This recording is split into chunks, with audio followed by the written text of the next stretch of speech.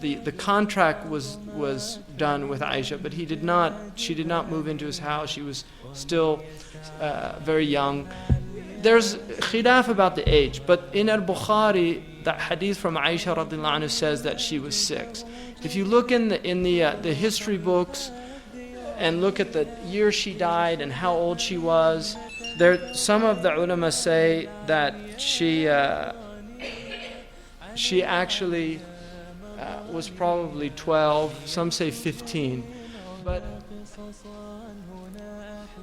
and those are reports. They're just considered weak, which is why he's saying there that the على التحقيقي, that means the ulama حقق المسألة, and this is what they think is the soundest position.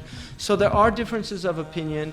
One of the things today, obviously, because this is such a strange thing for modern people, there have been several papers and even booklets written trying to prove those other opinions. Now those opinions, like I said, are there, that she was 12, that she was 15 when she married the Prophet ﷺ, when the actual contract, and then 15 when it was consummated.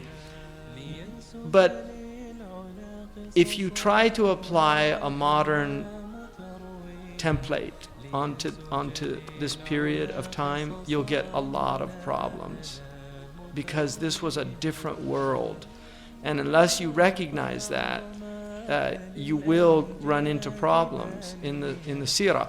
The Prophet ﷺ was born into a very different world than we are living in now. Human nature doesn't change, but norms change.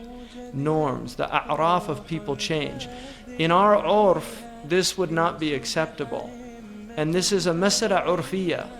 It's a question of urf. It's not, and this is why nobody found this strange. Even when Washington Irving, who wrote his book on the Prophet, the famous people who know Washington Irving, he wrote a book on the Prophet ﷺ, and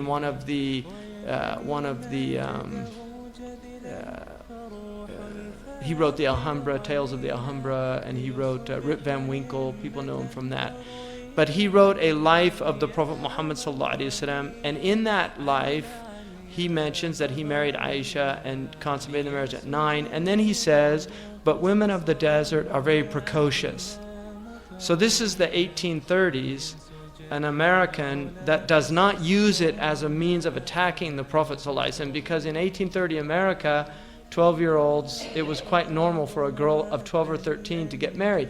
In America today, there are states, and there's somebody from Alabama here.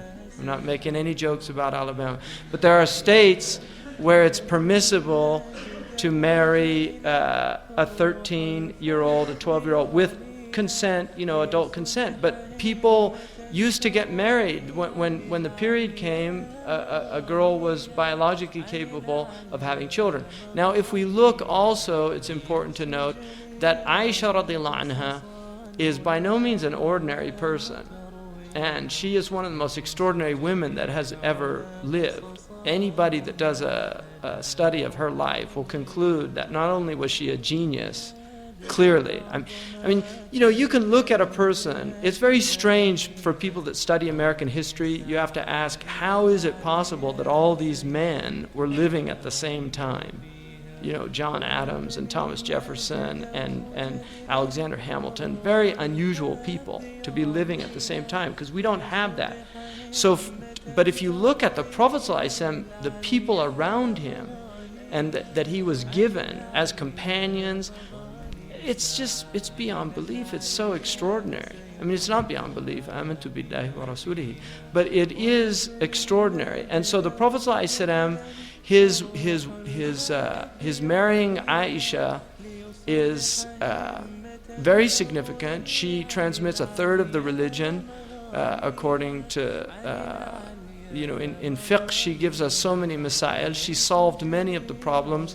She was also a brilliant poet, a rawiya of poetry. She knew all the Jahili poetry, and she was raised in the Prophet ﷺ's house. So she would have learned that in the Prophet ﷺ's house. She was a nasaba, she was a genealogist, she knew the lineage of the Arabs. She was also somebody who was very, very independent in her being. She had her own opinions about things, and she did not suffer fools lightly. She's a stunning, extraordinary woman in human history. And so, this idea, this attack on the Prophet ﷺ today is really quite, it's just an odious, vile, contemptible smear of his personality, of his honor. And none of us should be in any way, shape, or form embarrassed by this, but it needs to be understood within the context of the time, the place, and the people. Now, I asked the chief rabbi one of the chief rabbis of Israel, at a conference I was at in Europe. I asked him in the Torah, in the Talmud, which is their kind of book of narrations and fiqh, and they have all their masail in there. And I asked him, what is the youngest that you can marry a child, for an adult to marry? And he said, there's difference of opinion. They're like us, 3 rabbis, 4 opinions. And we have that too, 3 imams, 4 opinions, because a lot of imams will have 2 opinions on something, especially Ahmad ibn Hanbal. He has a lot of masail where they don't know the tarjih. They'll have 2 opinions, so they'll literally narrate them as 2 opinions. So he told me, he said 6 is generally the earliest. And then I said, and what about consummation? He said 9. And then I said, well, what do they do now? He said, well, most rabbis, they'd have to be at least 13 before they would do the marriage. So again, it's urf. So if you're looking at the Jewish tradition itself, they have the same laws in their tradition. And they know that this is a pre-modern norm. So even though the modern society, I would not personally be happy for anybody in the West to marry a girl that was under 15, I don't think it would be appropriate in our environment or conditions. But there are girls now in America that are 12, 13 having children. And they're having sex at 10 now. So there's a book by Robert Epstein called The Case Against Adolescence, and he's arguing that you need to start treating young people more like adults, because they really are adults, and it's treating them like children that causes all this adolescent behavior. And he has a lot of social science to back up his views. People forget also the 50, 60 years ago in the United States, it was quite common for girls 14 to get married. For people that know William Durant's work, Muriel Durant is his wife. He married her when he was, I think, in his early 30s, and she was, I think, 13 years old. And she became a world-class historian under his tutelage and co-wrote that book, The Story of Civilization, which I think is still in print. So, even in our own culture, we do have that in our past, but not in our present, and that's why it's, for some people, that's a little difficult. Anyway, I elaborated on that just because it is an issue that does come up. But I think it's very important to recognize that Aisha radiallahu anhu, by merely reading the hadith with Aisha, you will come very quickly to recognize that this was not a little girl. This was a very dynamic, mature, young woman who stood her own ground with the Prophet ﷺ himself, disagreed with him on more than one occasion.